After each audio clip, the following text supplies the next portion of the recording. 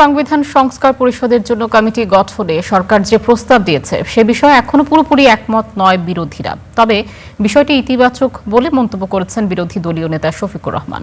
মঙ্গলবার রাতে জাতীয় সংসদ অধিবেশন শেষ করে জামাত আমির বলেন, সরকার যদি সদিচ্ছা নিয়ে বিরোধীদের সাথে আলোচনা করে তাহলে শর্ত সাপেক্ষে তারা কমিটি গঠনের বিষয়টি ভেবে দেখবেন। জানান, কমিটি গঠন নিয়ে বিরোধীরা একমত, আইনমন্ত্রীর এমন বক্তব্য পুরোপুরি ঠিক নয়। বিরোধী দলীয় নেতার বক্তব্যকে মিসকোট করেছেন আইনমন্ত্রী। সরকার আন্তরিক থাকলে নতুন করে আর কোনো কমিটি গঠনের প্রয়োজন নেই বলেও জানান বিরোধী দলীয় নেতা।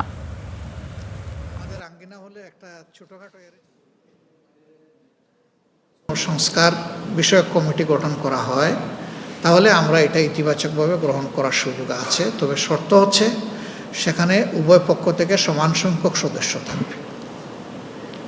যদি সমান সংখ্যক সদস্য না থাকে, সংসদ সদস্যদের অনুপাত হারে যদি সেখানে সদস্য নির্ধারণ করা হয় তাহলে সেখান থেকে ভালো কোনো আউটকাম আসার সম্ভাবনা নেই। আমরা এই প্রস্তাব নমনীয়ভাবে এটাকে দেখার পর মাননীয় আইনমন্ত্রী তিনি বক্তৃতায় উঠে আমাকে মিসকোট করেছেন, বলেছেন যে এই প্রস্তাব ওনারা যেভাবে সংবিধান সংশোধনের জন্য দিয়েছেন আমরা সেটা গ্রহণ করেছি। আসলে আমরা সংবিধান সংশোধন সংক্রান্ত কোনো প্রস্তাবে আমরা মতামত দেইনি।